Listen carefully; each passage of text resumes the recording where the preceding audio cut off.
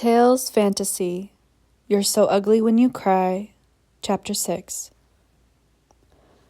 Banna sighed in an agitated way, and then the kneecaps disappeared. She crawled toward me, her dress spilling so far away that I could see she wore nothing but these little gel stickers across her nipples. They bloomed in flowers, unveiled for the world to see. I looked around in a panic. There were still many people walking these trails. There were even people behind me. "What are you doing?" I covered my eyes, staring out only through the thinnest of windows. I could still see it.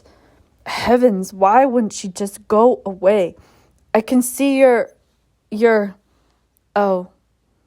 Banna pulled the bodice of the dress up, grass and leaves dotting its slinky sides. It won't go any higher. Hopefully, the rental shop won't care about a few twigs. At least I haven't ripped it. "It's not your nightgown?" Banna blinked, pursing her lips. I think she forgot I was even here. "I was in a rush. It's a long story, and it can wait. We'll have plenty of time after we elope to talk about it." To speak of eloping with someone I witnessed sign a marriage certificate not even an hour ago was a disorienting surprise. "I don't understand." "I knew you liked me when we were younger," she said. "The pheromones kind of sold you out, but your actions did too. I did no such thing." "You did." Banna's head tilted, spilling forth a curtain of red. "But it looks like you weren't aware of it. That makes me feel even worse, thanks." "I'm sorry." "No, would you just listen? I said I used you. I used you. I knew how you felt, and I used your pheromones to trick everyone into thinking I was spoken for. I got close to you on purpose, just so you would coat me with your scent." What? You, huh? We... "Yes," Banna said, and something like light exploded in my head. Now I would have to die, simply to rid myself of this embarrassment. I had been a beast all along. I had never been in control. Mind over matter? No. Alpha over mind. How could I ever get mad at the way Alphas treated those around them, the way my mother treats those around her, when I did something so foul as to mark this Omega with my pheromones without her consent?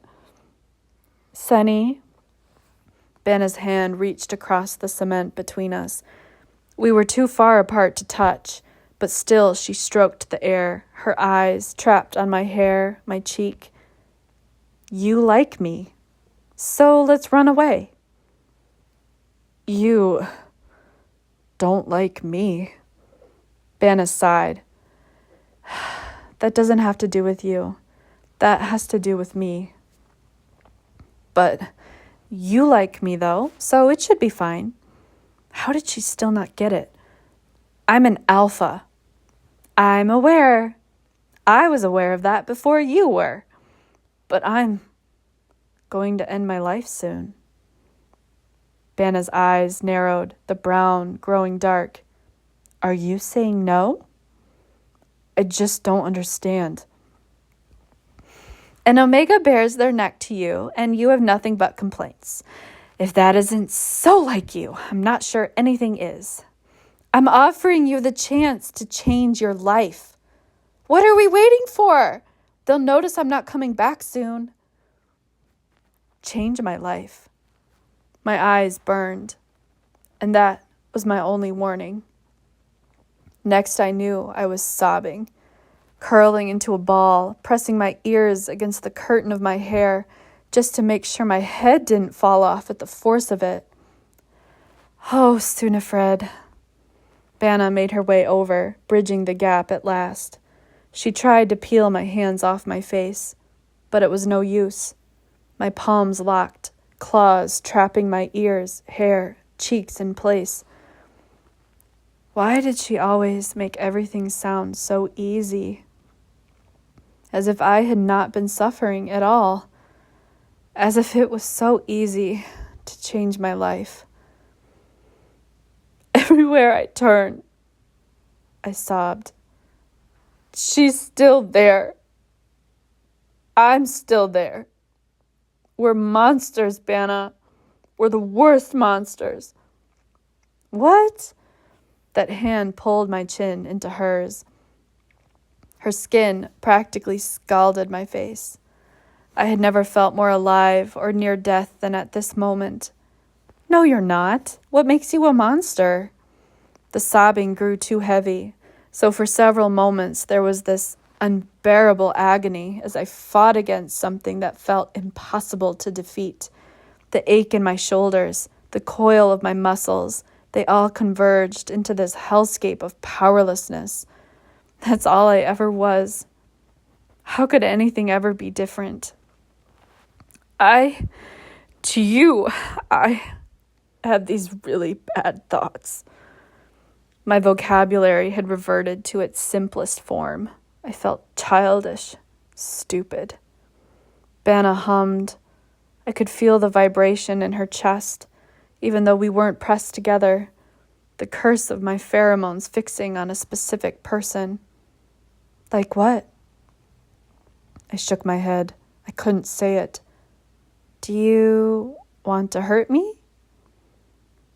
She didn't sound angry, only curious.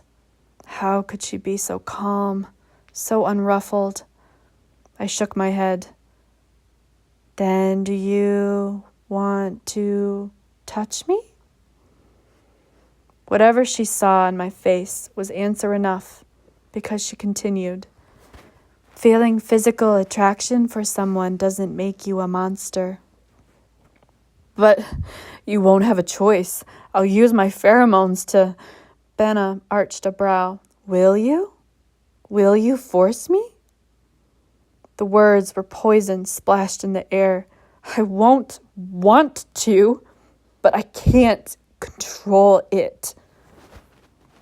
One hand unclenched in my hair to bang against my thigh. Banna reached out, stilling it. You're not going to try to control it? The sobs got worse, caving in my whole chest. I've tried. I can't stop this feeling. I think about it all the time and... You're really ugly when you cry, Banna said, laughing just a little. It shocked me enough that the sobs turned into hiccups, painful ones. She leaned in, and I stopped breathing entirely. A weird twinkle caught in her eye, just as the side of her mouth crooked up in a mischievous grin. You're always put together.